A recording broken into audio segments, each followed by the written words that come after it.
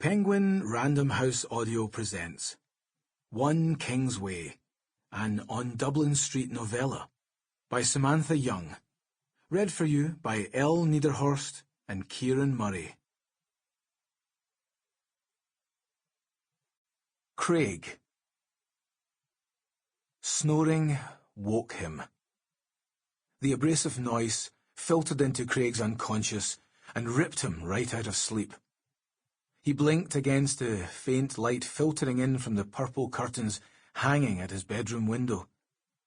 Wait a minute. Craig tensed. I don't own purple curtains. The memory of last night slowly pushed to the forefront of his brain. Fuck! Turning his head in tiny increments for fear he'd wake the snorer beside him, Craig glimpsed a pale face peeking out from the mass of red hair splayed all over the pillows. This wasn't his bedroom. This was Donna's bedroom? No, that wasn't right. Danielle. Call me Danny.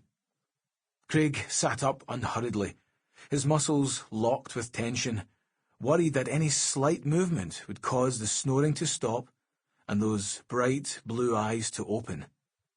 Danielle, Call Me Danny, had hung around until he finished his shift at Club 39, the popular basement bar on George Street in the heart of Edinburgh's city centre. He'd been bartending there full-time for 5 years, and there were women who came regularly to the bar just to be served by him. Some of them to be served by him. Like Danny. She'd been coming to the bar for the last few weeks. Every Thursday night without fail with her friends on student night. She was a postgrad, and she was fucking gorgeous. Craig could hardly let her down. But sticking around in the morning? Nah, they both knew what this was. Or at least they both would when she woke up in the morning and he was gone. He winced, hoping she was really all about casual like she'd promised she was last night. Craig never fucked a woman if he thought she might be clueless about the rules of a one-night stand.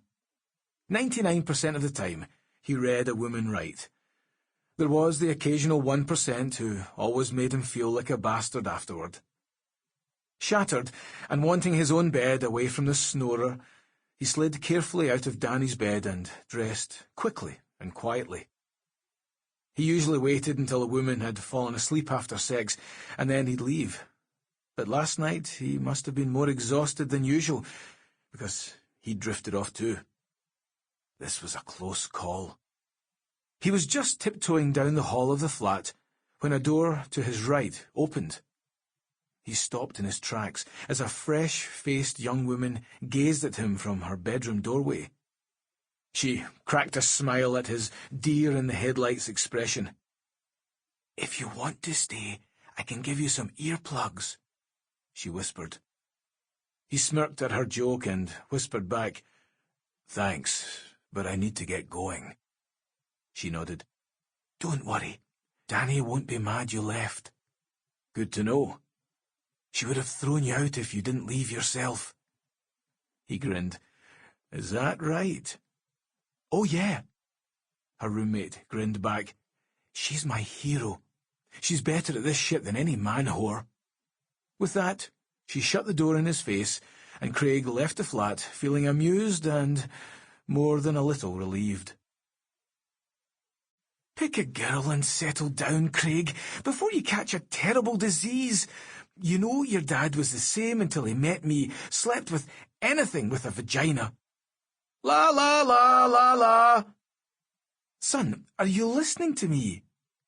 "Nope. Because there were some words you never wanted your mother to utter, and vagina was one of them."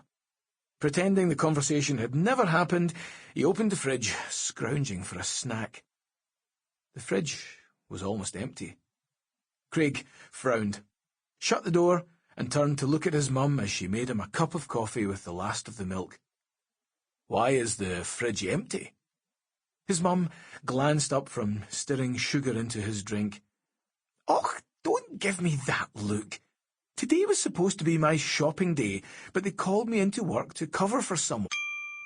Sample complete. Ready to continue?